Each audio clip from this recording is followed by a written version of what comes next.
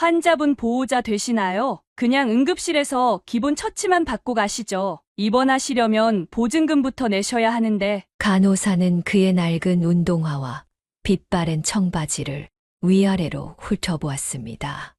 여기가 대학병원이라 좀 부담되실 것 같은데 다른 병원 알아보시는 건 어떠세요? 제가 이 학생 보호자입니다. 과외 학생 아버지가 이야기했습니다. 그를 본 순간 간호사의 태도가 180도 바뀌었습니다. 아, 김 회장님, 죄송합니다. 저희가 미처 몰라서. 이 학생을 VIP 병실로 옮겨주시죠. 모든 비용은 제가 책임지겠습니다. 아까까지 쌀쌀맞던 간호사는 허리를 90도로 굽히며 극진히 대했습니다. 사연을 듣고 난 후 각자의 의견을 댓글로 남겨주시기 바랍니다.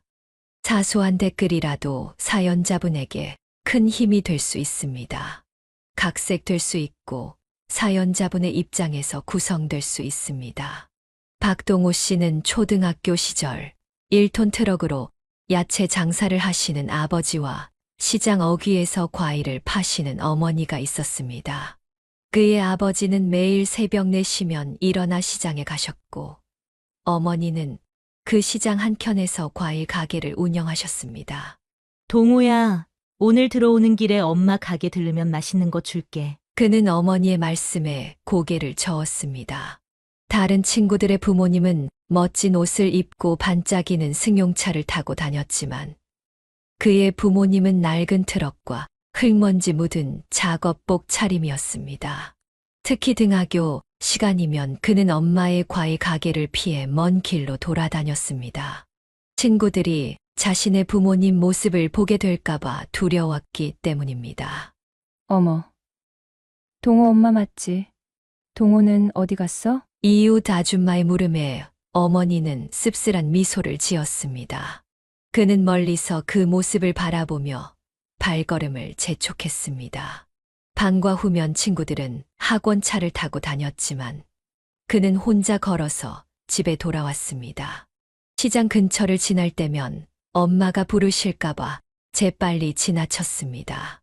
우리 아들한테 주려고 제일 예쁜 사과 골랐는데. 어머니는 매일 그를 위해 과일을 고르셨지만 그는 한 번도 받아가지 않았습니다.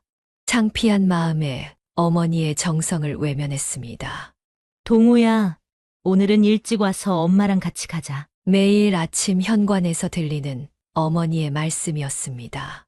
하지만 그는 항상 먼저 나가버렸고 어머니는 아들의 뒷모습을 바라보며 한숨을 쉬었습니다. 주말이면 아버지의 트럭을 타고 시장에 가야 했습니다. 그때마다 그는 친구들과 마주치지 않기를 간절히 바랐습니다. 트럭 뒤편에 숨어 앉아 있는 그를 보며 부모님은 아무 말씀도 하지 못하셨습니다. 시장에서는 아버지가 큰 소리로 과일 값을 외치셨고 어머니는 손님들과 밝게 웃으며 이야기를 나누셨습니다. 하지만 그때 그는 그런 부모님의 모습이 부끄럽기만 했습니다. 집에 돌아와서도 그는 친구들을 데려오지 않았습니다. 낡은 가구와 좁은 방, 시장 냄새가 배어있는 집안이 싫었기 때문입니다. 동호야, 오늘 장사가 잘 돼서 내가 좋아하는 치킨 사왔어. 어머니는 늦은 밤에도 그를 위해 항상 무언가를 준비해 두셨습니다. 하지만 그때 그는 그런 어머니의 마음을 이해하지 못했습니다. 다음에는 꼭 엄마 가게로 와. 알았지? 매일 밤 잠들기 전 어머니는 그에게 같은 말씀을 하셨지만 그는 대답하지 않았습니다. 이제 와서 생각해보면 그때 어머니의 눈빛에는 슬픔이 가득했다는 것을 알 수 있었습니다. 학교에서 부모님의 직업이라는 주제로 글을 쓰는 날, 그는 연필을 쥐고도 한참을 망설였습니다. 결국 회사원이라고 적었지만 그 거짓말이 마음에 걸렸습니다. 고등학교에 진학한 후 그의 마음은 조금씩 변화하기 시작했습니다. 아침마다 새벽같이 일어나 시장으로 향하시는 부모님의 뒷모습이 달리 보이기 시작했습니다. 엄마, 오늘은 내가 엄마 가게로 갈게. 처음으로 그가 먼저 어머니의 가게를 찾아갔을 때 어머니는 놀란 듯 눈물을 훔치셨습니다. 우리 아들이 이제 엄마 가게도 찾아오네. 학교가 일찍 끝나는 날이면 어김없이 시장으로 향했습니다. 그는 어머니가 손님들에게 과일을 고르고 포장하는 모습을 유심히 지켜보았습니다. 어머니는 손님들에게 진심을 다해 이야기하셨고, 그는 그런 어머니의 모습에서 자부심을 느꼈습니다. 추운 겨울날, 그는 어머니가 손님을 놓칠까봐 길가에서 도시락을 드시는 모습을 발견했습니다.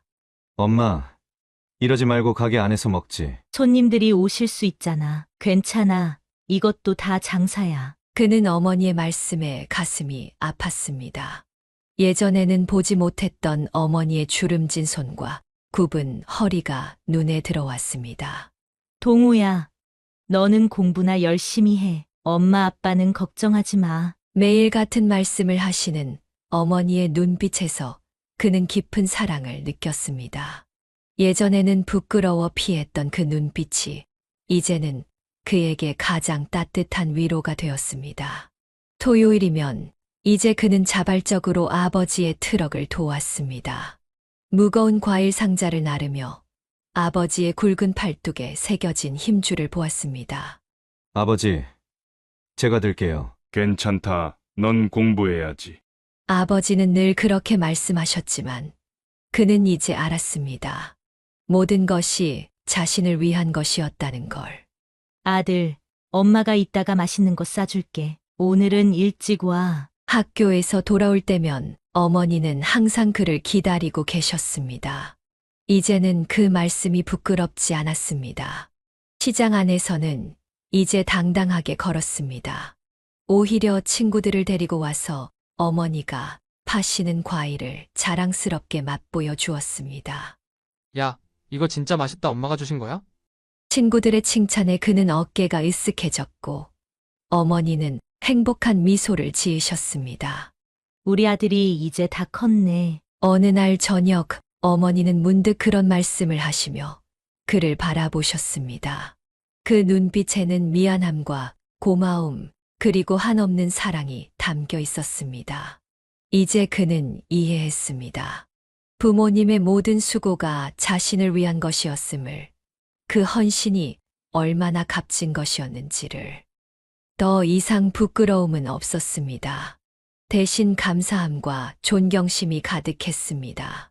새벽 5시, 그날도 평소와 다름없이 부모님은 시장으로 향하셨습니다.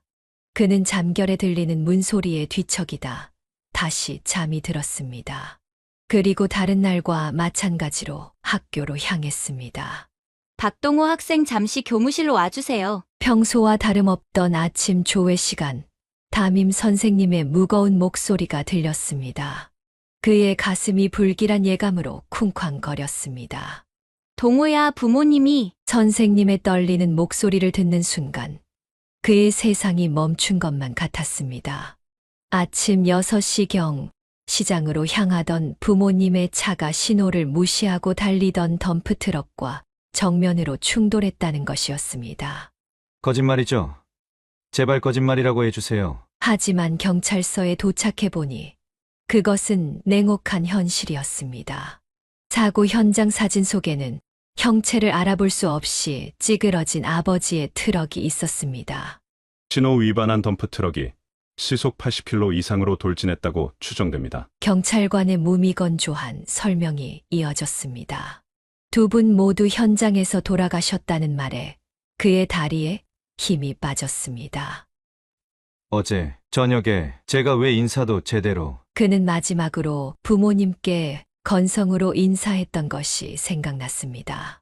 피로에 지쳐 안녕히 주무세요라는 말도 없이 자신의 방으로 들어가 버렸던 것이 이제는 가슴을 찢어놓는 후회가 되었습니다. 운전자는 음주 상태였으며 면허 정지 중이었던 것으로 확인됐습니다. 경찰의 추가 설명에 그의 분노가 치밀어 올랐습니다. 아파트 공사 현장에서 일하던 그 덤프트럭 운전자는 전날 밤 술을 마시고 면허도 정지된 상태로 운전대를 잡았다는 것이었습니다. 엄마, 아빠, 제발 눈 좀 떠보세요. 영안실에서 그는 차마 눈을 뜨고 보지 못할 부모님의 모습 앞에서 오열했습니다. 어제까지도 그토록 따뜻하던 손길이 이제는 차갑게 식어버렸습니다. 동호야, 이제 어떡하니? 장례식장에 모인 시장 상인들이 그를 붙잡고 울었습니다. 어제까지도 생기 넘치게 장사하시던 부모님의 모습이 눈에 선한데 이제는 영원히 볼 수 없다는 현실이 그를 짓눌렀습니다. 가해자 가족들이 찾아왔지만 그는 그들을 바라볼 수조차 없었습니다. 술에 취해 운전대를 잡은 한순간의 실수가 그의 인생을 완전히 뒤바꿔 놓았습니다. 부모님이 늘 앉으시던 식탁 의자, 아버지의 낡은 운동화, 어머니의 앞치마, 집 안 곳곳에 남아있는 흔적들이 그의 가슴을 후벼 팠습니다. 동호야, 우리가 있잖니. 시장 상인들은 그를 위로했지만 그의 마음속 공허함을 채울 수는 없었습니다. 이제 막 부모님의 소중함을 깨닫고 보답하려 했던 실세 안에 모든 것이 산산조각 나버렸습니다. 시간은 흘러갔지만 그의 마음속에서는 여전히 그날 아침이 멈춰 있었습니다. 매일 새벽 문소리에 잠에서 깨면 부모님이 돌아오실 것만 같았습니다. 하지만 현실은 냉혹했고 그의 세상은 영원히 변해버렸습니다. 장례를 마친 후 그는 할머니와 함께 살게 되었습니다. 큰 트럭 한 대에 짐을 싣고 할머니 집으로 향하는 길, 그의 마음은 무거웠습니다. 동호야, 할미랑 살자. 이제부터 내가 내 엄마 아빠 역할 할게. 할머니의 말씀에 그는 고개를 끄덕였습니다. 할머니 집에 도착했을 때 그는 놀라지 않을 수 없었습니다. 할머니, 여기서 사셨어요? 지붕은 비가 새는 듯 군데군데 패여 있었고 벽지는 누렇게 변색되어 있었습니다. 방 한 칸과 부엌이 전부인 집은 그의 짐을 놓을 공간도 부족해 보였습니다. 미안하다. 우리 동호, 할미가 이런 데밖에 못 데려오네. 할머니는 미안한 듯 그의 등을 쓰다듬으셨습니다. 그때 그는 할머니의 거친 손등을 보았습니다. 폐지를 주워 파시느라 굳은 살이 박인 손이었습니다. 괜찮아요. 할머니, 제가 적응할게요. 그날 밤 할머니는 이불을 깔아주시며 말씀하셨습니다. 내일은 달고기 사다가 삼계탕 끓여줄게. 너 좋아하지? 허리가 굽은 할머니는 매일 새벽 동네를 돌며 종이 상자를 모으셨습니다. 그런데도 그를 위해 이틀에 한 번씩 고기를 사오셨습니다. 할머니, 제가 허들의 일이라도 할게요. 안 돼. 너는 공부만 해. 할미가 어떻게든 다 할 테니까. 비가 오는 날에도 할머니는 종이 상자를 주우러 나가셨습니다. 젖은 종이는 값이 떨어진다며 비닐로 꼼꼼히 싸서 가져오셨습니다. 할머니, 오늘은 제발 쉬세요. 아니다. 내가 먹을 고기 값은 벌어야지. 그의 마음은 할머니의 사랑으로 조금씩 따뜻해졌습니다. 부모님을 잃은 상실감은 여전했지만 할머니의 정성이 그 공허함을 메워주었습니다. 동호야, 오늘은 삼겹살이다. 많이 먹어라. 할머니는 늘 자신의 몫을 그의 그릇에 덜어주셨습니다. 고기는 대부분 그의 몫이었고 할머니는 김치와 밥으로 끼니를 때우셨습니다. 할머니도 드세요. 난 괜찮아. 너 크는 게 더 중요해. 밤이면 좁은 방에서 할머니와 나란히 누웠습니다. 할머니는 그의 머리를 쓰다듬으며 이야기를 들려주셨습니다. 내 아빠가 어렸을 때는 말이다. 그렇게 하루하루가 지나갔습니다. 허름한 집이었지만 할머니의 사랑으로 가득 찬 공간이 그에게는 새로운 보금자리가 되어갔습니다. 동호야, 이제 울지 마라. 할미가 있잖니. 가끔 부모님 생각에 울 때면 할머니는 그를 껴안아 주셨습니다. 그 포근한 품에서 그는 다시 힘을 얻었습니다. 집은 작고 허름했지만 할머니의 사랑만은 그 어떤 곳보다 컸습니다. 그것이 그를 다시 일으켜 세우는 힘이 되었습니다. 동호야, 이제 생활비는 걱정하지 마. 이제 기초수급자 신청했어. 할머니는 무거운 한숨과 함께 말씀하셨습니다. 종이박스를 주우시던 할머니를 동사무소 직원이 발견하고 권유했다고 합니다. 할머니, 제가 더 열심히 할게요. 아니다. 너는 공부에만 전념해. 할미가 이제라도 이런 제도가 있다는 걸 알게 됐으니 다행이야. 할머니의 말씀에는 자존심을 꺾어야만 했던 쓸쓸함이 묻어났습니다. 평생을 자립심으로 사신 할머니께서 도움을 받아야 한다는 현실이 그의 가슴을 아프게 했습니다. 할머니, 괜찮다. 이제 이 할미도 나라의 도움을 받을 자격이 있는 거야. 내 아버지 평생 세금 꼬박꼬박 냈으니까. 할머니의 눈가에 맺힌 눈물을 보며 그는 더욱 단단히 마음을 다잡았습니다. 언젠가는 할머니가 당당하게 이 도움을 거절할 수 있는 날이 오도록 더 열심히 해야겠다고 다짐했습니다. 여름방학이 시작되고 그는 결심을 했습니다. 허리가 굽어가는 할머니를 더는 두고 볼 수 없었습니다. 할머니, 제가 이번 방학에는 아르바이트 좀 할게요. 안 된다니까. 너는 공부해야지. 하지만 그는 몰래 근처 아파트 공사장으로 향했습니다. 처음에는 단순 노동직으로 시작했습니다. 어이, 시멘트 한 포대도 못 드는데 뭐하러 왔어? 현장 인부들의 조롱 섞인 말이 들렸지만 그는 묵묵히 일했습니다. 무거운 시멘트 포대를 나르며 팔이 후들거려도 포기하지 않았습니다. 박군, 잠깐 이리 와보게. 어느 날 현장 반장님이 그를 불렀습니다. 그의 성실한 모습을 지켜봤다는 반장님은 특별히 기술을 가르쳐 주겠다고 했습니다. 보통은 기술자가 많아지면 인건비가 떨어져서 안 가르쳐 주는데 자네는 뭔가 다르군. 감사합니다. 반장님. 그날부터 그는 일과 배움을 병행했습니다. 아침 일찍부터 밤늦게까지 반장님의 곁에서 기술을 배웠습니다. 할머니, 저 다녀왔습니다. 늦은 밤 귀가할 때면 할머니는 항상 깨어 있었습니다. 손주의 늦은 귀가가 걱정되어 잠들지 못하셨던 것입니다. 어디를 다녀와. 도서관에서 공부하다 왔어요. 거짓말이 미안했지만 할머니를 걱정시키고 싶지 않았습니다. 하지만 그의 굳은 살 박인 손을 보며 할머니는 이미 알고 계셨습니다. 동호야, 너무 무리하지 마라. 괜찮아요. 할머니, 전 이제 다 컸잖아요. 매일 밤 몰래 연고를 바르고 잠드는 그를 보며 할머니는 눈물을 훔치셨습니다. 내 아빠도 그랬었는데. 한 달이 지나고 첫 월급을 받던 날, 그는 기뻤습니다. 생각보다 많은 금액이었습니다.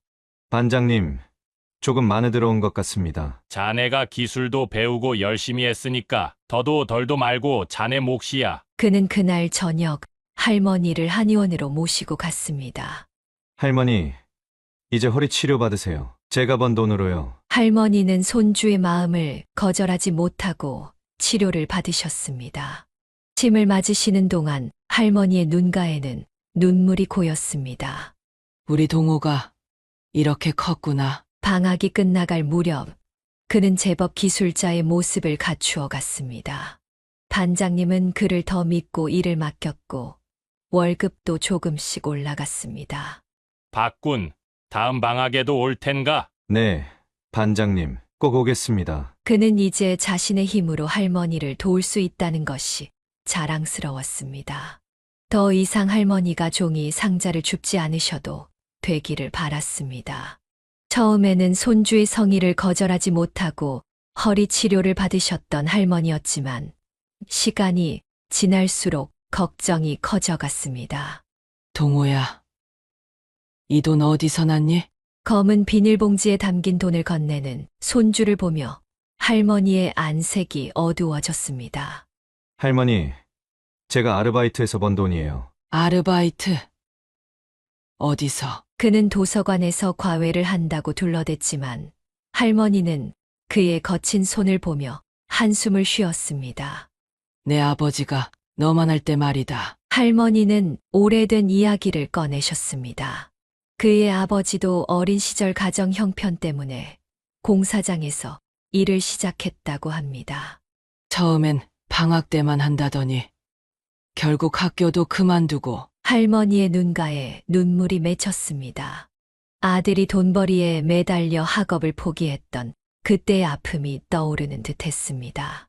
할머니, 저는 달라요. 공부도 열심히 하고 있잖아요. 아니다. 이 돈은 내가 가지고 있어라. 대학 등록금으로 모아두렴. 그렇게 말씀하시며 할머니는 비닐봉지를 도로 그의 품에 안겨주었습니다. 하지만 할머니 허리가 괜찮다. 할미는 이 정도면 충분해. 할머니는 다시 새벽부터 종이 상자를 주우러 다니셨습니다. 그는 할머니의 뒷모습을 바라보며 마음이 아팠습니다. 할머니, 제발 받아주세요. 제가 번 돈인데 동호야, 너는 공부만 해. 그게 할미 소원이야. 매일 밤 할머니는 그의 책상 앞에 앉아 공부하는 모습을 지켜보셨습니다. 마치 아들의 모습이 겹쳐 보이는 듯 했습니다. 내 아버지도 처음엔 그랬어. 공부도 하고 일도 한다고. 할머니의 떨리는 목소리에는 후회와 걱정이 묻어났습니다. 돈의 유혹에 학업을 포기했던 아들의 전철을 밟을까 두려워하셨습니다. 할머니, 약속할게요. 절대로 공부 포기 안 할게요. 말로만 하지 말고 이 돈으로 내 미래를 준비해. 할머니는 그의 통장을 만들어 주시며 모든 돈을 그곳에 넣으라고 하셨습니다. 대학 등록금을 위해서라고 말씀하셨습니다. 할미가 늙어서 그런가. 너만 보면 내 아버지 생각이 나서. 밤늦게까지 공부하는 그를 보며 할머니는 눈물을 훔치셨습니다. 아들을 잃은 슬픔과 손주를 향한 걱정이 뒤섞인 눈물이었습니다. 그는 할머니의 마음을 이해했습니다. 하지만 할머니의 고된 삶을 외면할 수도 없었습니다. 그의 마음속에는 깊은 고민이 자리 잡았습니다. 방학이 끝나갈 무렵 담임 선생님께서 그를 교무실로 부르셨습니다. 동호야, 요즘 많이 피곤해 보이는데 무슨 일 있니? 그는 처음에는 말을 아꼈지만 선생님의 따뜻한 관심에 결국 모든 이야기를 털어놓았습니다. 선생님, 할머니가 너무 고생하시는데 제가 가만히 있을 수가 없어서요. 내 마음 충분히 이해한다. 하지만 동호야, 내가 지금 해야 할 일은 따로 있지 않을까? 선생님의 말씀은 그의 마음 깊숙이 파고들었습니다. 내가 지금처럼 일하면 당장은 도움이 될 수 있어. 하지만 그게 정말 할머니가 바라시는 걸까? 선생님, 그럼 제가 어떻게 해야 할까요? 공부해보지 않겠니? 내 실력이라면 충분히 좋은 대학도 갈 수 있어. 그날 밤 그는 오랜 고민 끝에 결심을 했습니다. 할머니, 이제부터 제가 진짜 열심히 공부할게요. 할머니는 아무 말씀 없이 그를 꼭 안아주셨습니다. 다음 날부터 그의 생활은 완전히 바뀌었습니다. 초등학교 교과서부터 다시 시작했습니다. 선생님, 이 문제 좀 설명해 주세요. 수업이 끝나면 교무실을 찾아가 모르는 것들을 물었습니다. 처음에는 쑥스러웠지만 선생님들은 그의 열정을 기특해 하시며 기꺼이 도와주셨습니다.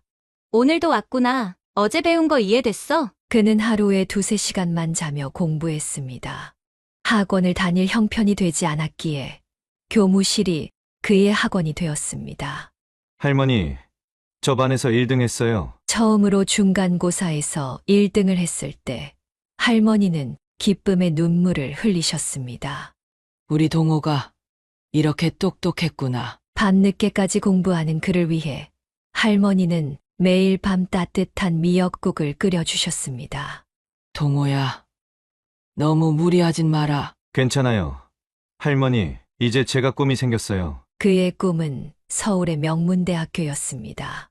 그곳에 가면 할머니께 더 나은 삶을 선물해 드릴 수 있을 것 같았습니다. 박동호, 이번에도 1등이네. 정말 자랑스럽다. 선생님들은 그의 성적표를 보며 미소 지었습니다. 그의 노력이 하나둘씩 결실을 맺어가고 있었습니다. 마침내 수능 날이 다가왔습니다. 시험장으로 향하는 그의 등 뒤로 할머니의 기도가 이어졌습니다.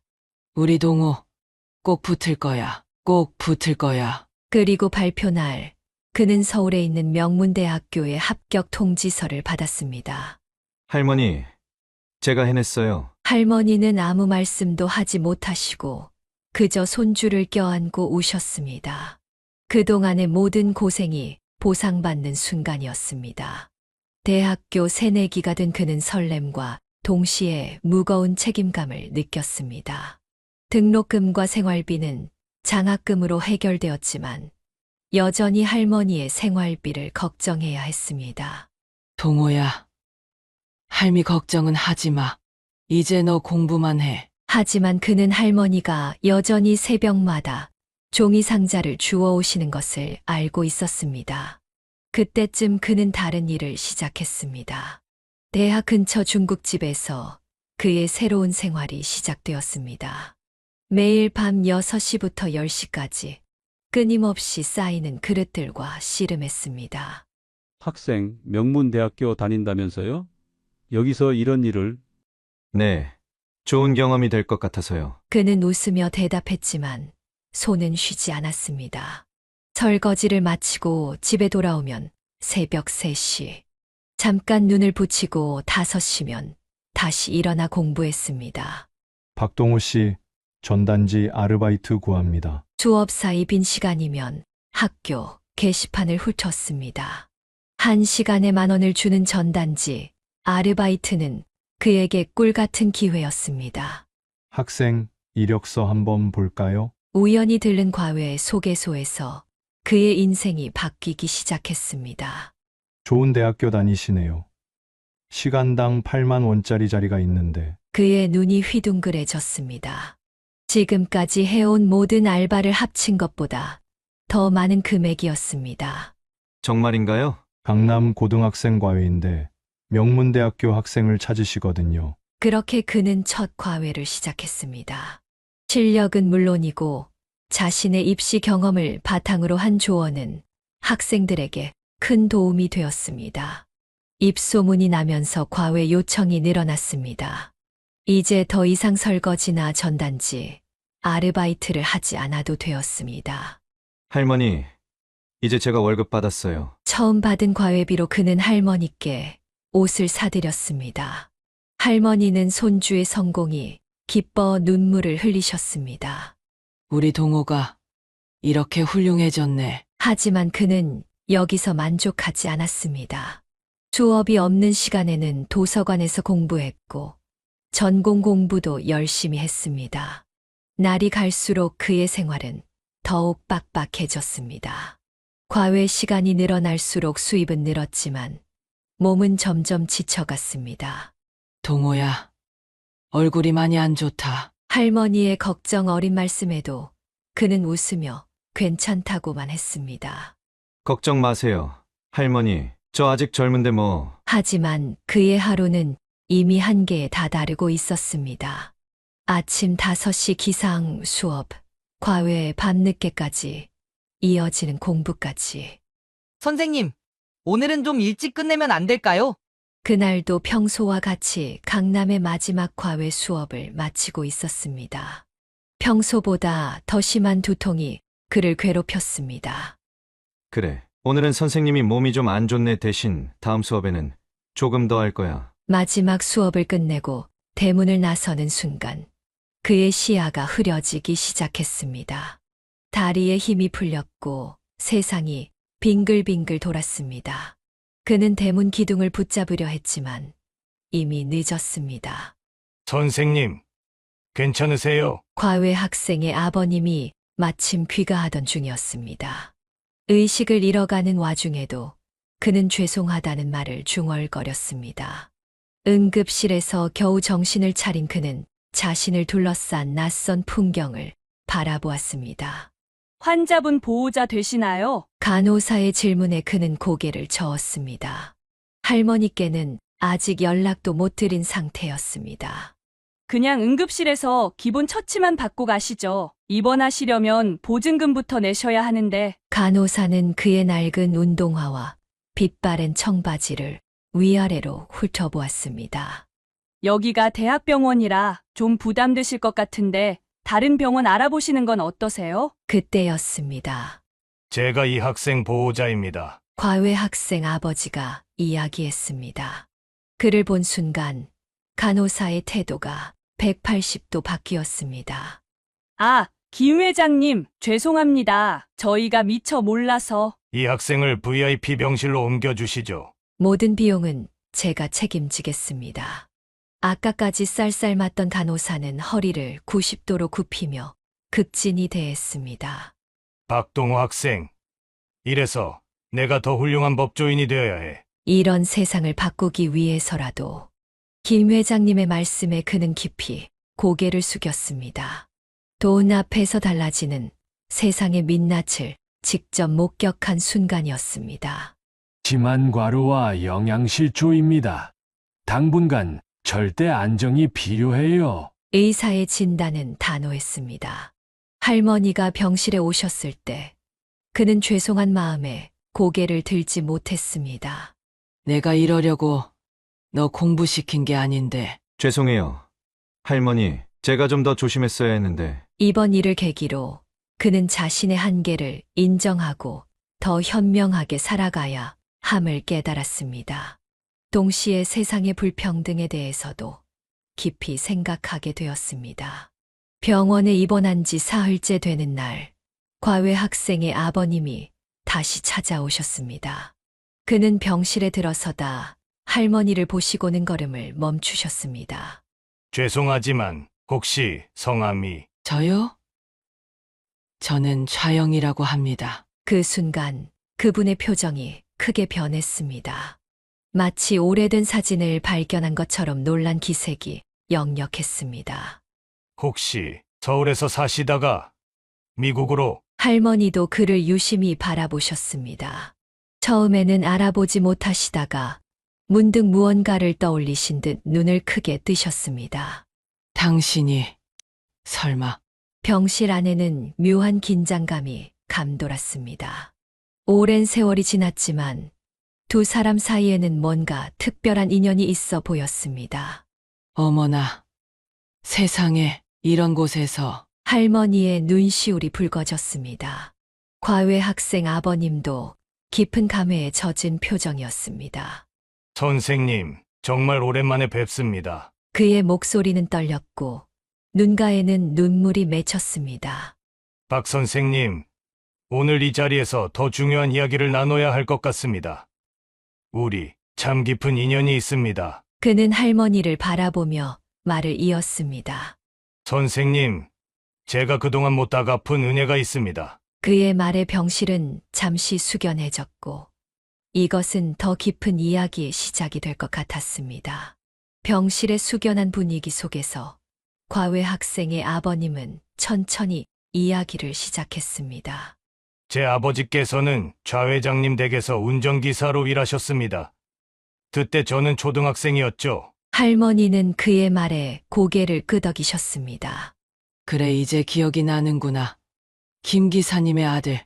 그때 그 꼬마가 당신이었군요. 네, 선생님, 아버지가 교통사고로 크게 다치셨을 때 좌 회장님께서 손을 내밀어 주셨죠. 그는 천천히 과거의 이야기를 풀어놓았습니다.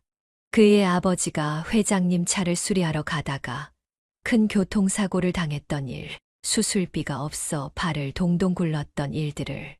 우리 아버님이 그때 많이 마음 쓰셨지. 회장님께서는 수술비뿐만 아니라 재활치료까지 모두 지원해 주셨습니다. 그리고 아버지가 완치될 때까지 월급도 그대로 주셨죠. 할머니의 눈에서는 눈물이 흘렀습니다. 그것은 자신의 아버지에 대한 자랑스러움의 눈물이었습니다. 그 은혜로 우리 가족이 살 수 있었습니다. 아버지는 돌아가시는 그날까지도 회장님의 은혜를 잊지 못하셨어요. 우리 아버님도 늘 말씀하셨어. 김 기사님이 가족 같은 분이라고. 그러다 할머니는 문득 쓸쓸한 표정을 지으셨습니다. 하지만 그 후 미국에서 모든 게 바뀌어 버렸지. 네, 그 소식을 들었습니다. 회장님께서 사업 파트너의 배신으로 모든 걸 잃으셨다고. 병실은 다시 무거운 침묵에 잠겼습니다. 할머니는 먼 산을 바라보시듯 창밖을 응시하셨습니다. 그때 우리 아버지가 어떻게든 도움을 드리고 싶어 하셨는데 이미 연락이 두절된 후였어요. 그래, 그때는 모든 걸 정리하고 한국으로 돌아올 수밖에 없었지. 그는 주머니에서 낡은 지갑을 꺼냈습니다. 그 안에는 오래된 흑백 사진 한 장이 있었습니다. 이건 회장님께서 우리 가족과 찍으신 사진입니다. 아버지가 평생 간직하셨어요. 사진 속에는 젊은 시절의 할머니, 아버님과 운전기사님 가족이 환하게 웃고 있었습니다. 이제야 그 은혜를 조금이나마 갚을 수 있게 되어 다행입니다. 그의 눈에도 눈물이 고였습니다. 그것은 단순한 감상이 아닌 오랫동안 가슴 깊이 간직해온 감사함의 표현이었습니다. 선생님, 앞으로는 제가 책임지겠습니다. 회장님의 외손자를 제가 꼭 도와드리고 싶습니다. 그의 진심 어린 말에 할머니는 아무 말씀도 하지 못하고 그저 손을 꼭 잡으셨습니다. 3대에 걸친 인연이 이렇게 다시 이어진 것입니다. 고맙습니다. 정말 고마워요. 창밖으로 따스한 햇살이 비치고 있었습니다. 마치 새로운 시작을 축복하는 것만 같았습니다. 그날 이후 박동우 씨의 삶은 새로운 전환점을 맞이했습니다. 과외 학생의 아버님은 자신의 약속을 지키기 위해 직접 나서셨습니다.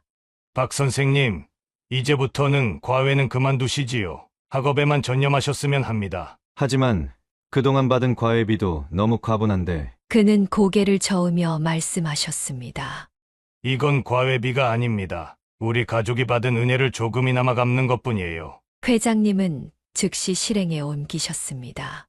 우선 남은 대학 등록금 전액을 장학금 형태로 지원하겠다고 하셨습니다. 앞으로의 학비는 제가 책임지겠습니다. 할머니께서 더 이상 고생하시지 않도록. 할머니는 그의 손을 꼭 잡으며 눈물을 흘리셨습니다. 이렇게까지 해주시다니 정말 감사합니다. 아닙니다. 제가 더 감사한 걸요. 그는 박동호 씨의 미래까지 계획해 주셨습니다. 졸업 후에는 자신의 회사에서 일할 수 있도록 자리를 마련해 주겠다고 약속하셨습니다. 그의 말씀에 할머니는 감격스러운 표정을 지으셨습니다. 자신이 이루지 못한 꿈을 손자가 이룰 수 있게 된 것입니다. 동호야, 이제 내가 하고 싶은 공부 실컷 해라. 박동호 씨는 고개를 숙였습니다. 너무나 큰 은혜를 받게 된 것이 부끄럽고 감사했습니다. 정말 이렇게까지 해주셔도 될지. 당연합니다. 이게 다 우리 아버님의 소원이었을 테니까요. 회장님은 박동호 씨의 어깨를 토닥이며 말씀하셨습니다. 이제는 건강만 챙기세요. 나머지는 제가 다 책임지겠습니다. 그 말씀대로였습니다. 퇴원 후 박동호 씨는 더 이상 과외를 하지 않아도 되었습니다. 오로지 학업에만 전념할 수 있게 되었습니다. 동호야, 이제 할미 걱정은 하지 마라. 할머니도 더는 종이박스를 줍지 않으셔도 되었습니다. 회장님께서 매달 생활비도 보내주셨기 때문입니다. 앞으로 열심히 공부해서 꼭 은혜에 보답하겠습니다. 아닙니다. 이건 우리가 갚아야 할 은혜니까요. 3대에 걸친 인연은 이렇게 새로운 모습으로 이어져 갔습니다. 과거의 은혜가 현재의 축복이 되어 돌아온 것입니다. 할머니, 이제 정말 제대로 된 법조인이 되어서 은혜 갚을게요. 그래, 내가 잘 되는 게 바로 은혜 갚는 거야. 창밖으로 보이는 하늘은 유난히 맑았습니다. 마치 새로운 시작을 축복하는 것만 같았습니다. 퇴원 후 얼마 지나지 않아 그들은 새로운 보금자리로 이사하게 되었습니다. 회장님이 마련해 주신 24평형 아파트는 병원과 가깝고 근처에 공원도 있었습니다.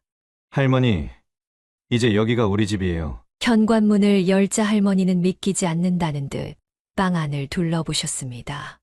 이런 좋은 집에서 살게 될 줄이야. 햇살이 환하게 비치는 거실, 반짝이는 새 가전제품들, 그리고 할머니를 위해 특별히 준비된 안방까지. 모든 것이 꿈만 같았습니다. 이제 할머니 허리 아프실 때는 저기 공원 산책도 다니실 수 있어요. 아파트 앞 공원에는 산책로가 잘 조성되어 있었습니다. 할머니는 매일 아침 거기서 걷기 운동을 하시며 건강을 되찾으셨습니다. 동호야, 내가 이런 곳에서 공부하게 될 줄이야. 그의 방에는 넓은 책상과 편안한 의자가 놓여 있었습니다. 더 이상 좁은 공간에서 무릎을 굽히고 공부할 필요가 없었습니다. 이제는 과외 걱정 말고 공부에만 전념하세요. 회장님은 정기적으로 찾아오셔서 그의 학업 상황을 체크하셨습니다. 마치 친아들을 대하듯 세심하게 신경 써주셨습니다. 졸업하면 바로 우리 회사 법무팀으로 오시는 겁니다. 취업까지 보장받은 그는 더욱 열심히 공부했습니다. 이제는 밤늦게까지 과외를 하느라 지친 모습이 아닌 생기 넘치는 대학생의 모습이었습니다. 할머니, 이제 제가 효도할 차례예요. 그는 할머니를 위해 주말마다 근처 맛집을 찾아다녔습니다. 더 이상 종이 상자를 줍지 않아도 되는 할머니의 모습에 감사함을 느꼈습니다. 나는 내가 이렇게 건강하게 공부하는 것만 봐도 좋다. 할머니는 매일 저녁 손주의 공부하는 모습을 보며 행복해 하셨습니다. 젊은 시절 자신이 이루지 못한 꿈을 손주가 이뤄가는 것을 지켜보는 것이 가장 큰 기쁨이었습니다. 동호야, 이제 정말 좋은 법조인이 되어야 한다. 네, 할머니, 꼭 약속할게요. 그들의 삶은 이제 새로운 희망으로 가득 찼습니다. 더 이상 생계를 걱정할 필요도, 허름한 집에서 추위에 떨 필요도 없었습니다. 매일 아침 창문을 열면 보이는 푸른 하늘과 공원의 나무들은 그들에게 새로운 시작을 알려주는 것 같았습니다. 과거의 고난은 이제 추억이 되었고, 앞으로의 날들은 희망으로 빛났습니다. 할머니의 웃음소리가 집안에 가득했고, 그의 꿈은 하루하루 현실이 되어가고 있었습니다. 어느 저녁 할머니는 오랫동안 묻어두었던 이야기를 꺼내셨습니다. 저녁 식사를 마치고 차를 마시던 중이었습니다. 동호야, 할미가 옛날 이야기 하나 해줄까? 할머니의 목소리에는 오랜 세월의 무게가 실려 있었습니다. 증조 할아버지 이야기인가요? 그래, 내가 한 번도 보지 못한 할미 아버지 이야기야. 할머니는 천천히 이야기를 시작하셨습니다. 1970년대 후반 증조 할아버지는 한국에서 가장 큰 무역회사 중 하나를 운영하고 계셨다고 합니다. 그때는 정말 잘 나가던 시절이었지. 아버님이 미국으로 사업을 확장하시던 때였어. 젊은 시절의 할머니는 법대생이었고 장래가 촉망되는 학생이었습니다. 근데 그만 한순간에 모든 게 무너져 버렸어. 미국의 동업자가 회사 자금을 모두 빼돌리고 도주한 것이었습니다. 믿었던 사람의 배신이었습니다. 아버님은 그때 뉴욕에 계셨는데 그 사람을 너무 믿으셨나 봐. 할머니의 눈에서는 눈물이 흘렀습니다. 하루아침에 부도가 나고 아버님은 그 충격으로 쓰러지셨어. 그때 할머니는 졸업을 한 학기 앞둔 상태였습니다. 하지만 더 이상 학업을 이어갈 수 없었습니다. 난 혼자 한국으로 돌아와야 했어. 아버님은 그곳에서 치료를 받으셔야 했거든. 할머니는 법대 졸업을 포기하고 아르바이트를 전전하셨습니다. 재산은 모두 날아가고 남은 것은 빚뿐이었습니다. 그런데 얼마 뒤에 아버님이 그곳에서 돌아가셨다는 소식을 들었어. 할머니는 미국으로 가고 싶었지만 그럴 형편도 되지 않았습니다.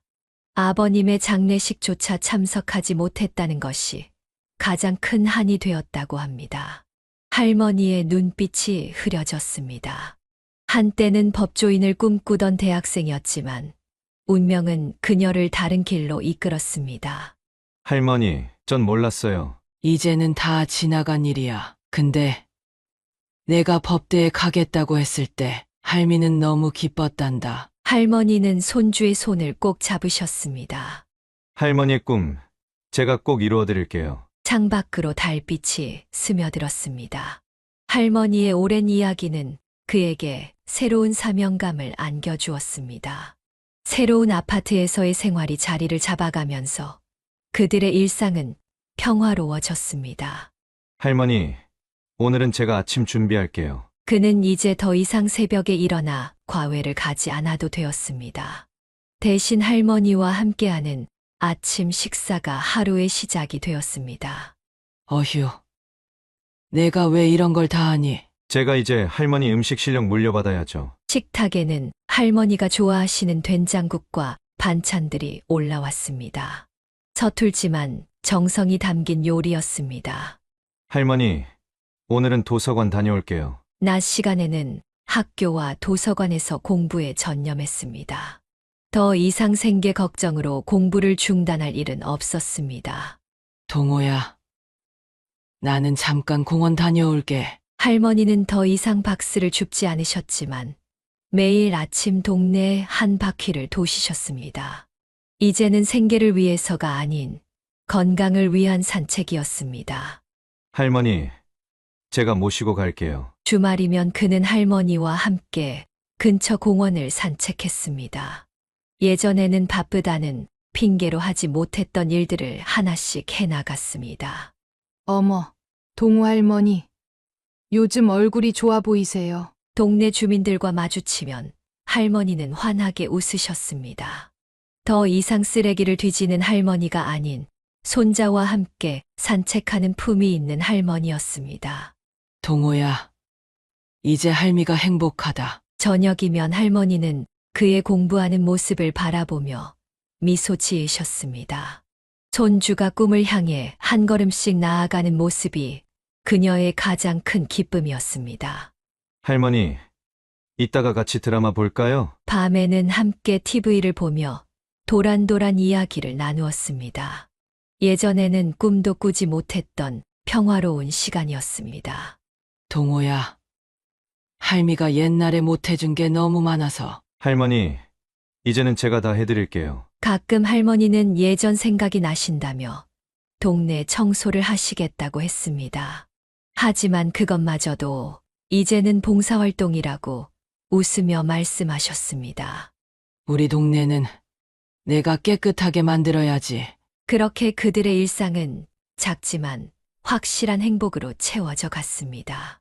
더 이상 생계를 걱정할 필요도, 과로로 쓰러질 걱정도 없었습니다. 할머니, 저 이번 학기도 장학금 받았어요. 그의 성적은 여전히 상위권을 유지했습니다. 이제는 온전히 학업에만 집중할 수 있었기 때문입니다. 그는 우연히 학교 게시판에서 한 포스터를 발견했습니다. 노인복지법률상담 자원봉사자를 모집한다는 내용이었습니다. 할머니, 제가 이번에 법률 상담 봉사를 시작하려고 해요. 그래? 내가 이제 그런 일도 할 수 있게 됐나? 할머니는 자랑스러운 눈빛으로 그를 바라보셨습니다. 첫 상담은 종이를 주워 생계를 이어가시는 할머니였습니다. 폐지수거 도중차에 치여 다치셨는데 보상은커녕 오히려 협박을 당하고 계시다는 내용이었습니다. 할머니, 걱정 마세요. 제가 도와드리겠습니다. 그는 그 할머니의 사연에서 자신의 할머니 모습을 보았습니다. 직접 경찰서도 함께 가고 보험회사와의 협상도 도왔습니다. 학생 정말 고마워요. 덕분에 치료비도 받고. 첫 상담의 성공적인 해결은 그에게 큰 자신감이 되었습니다. 이후 그는 더 적극적으로 봉사활동에 참여했습니다. 박동호 학생, 자네가 이런 일에 소질이 있군. 지도 교수님의 칭찬에 그는 더욱 열심히 했습니다. 주말마다 노인복지관을 찾아가 무료 법률 상담을 진행했습니다. 할머니, 이제는 제가 사회에 도움이 되고 있어요. 자신의 할머니께 이야기를 들려드릴 때마다 할머니는 흐뭇한 미소를 지으셨습니다. 우리 동호가 좋은 일 하네. 시간이 지날수록 그를 찾는 어르신들이 늘어났습니다. 임대차 문제, 사기 피해, 산재 보상 등 다양한 법률 문제를 상담했습니다. 아직 변호사는 아니었지만 그는 최선을 다해 도움을 주었습니다. 어르신들의 말씀을 끝까지 경청하고 쉽게 설명해 드렸습니다. 복지관 관장님은 그를 신뢰하셨고 더 많은 책임을 맡기셨습니다. 그는 노인복지법률상담 팀장이 되어 다른 학생들도 이끌게 되었습니다. 후배들은 그의 상담을 보며 배워갔습니다. 진심으로 어르신들을 대하는 모습, 끝까지 책임지는 자세를 본받았습니다. 어르신들은 그를 신뢰했고 그 역시 더 열심히 공부했습니다. 이론으로만 배우던 법이 현실에서 어떻게 적용되는지 직접 경험하며 성장했습니다. 그의 꿈은 더욱 구체적으로 변해갔습니다. 단순히 성공하는 것이 아닌 사회에 도움이 되는 법조인이 되고 싶었습니다. 동호야, 내가 정말 자랑스럽구나. 할머니는 손주가 자신처럼 어려운 처지의 어르신들을 돕는 모습을 보며 행복해 하셨습니다.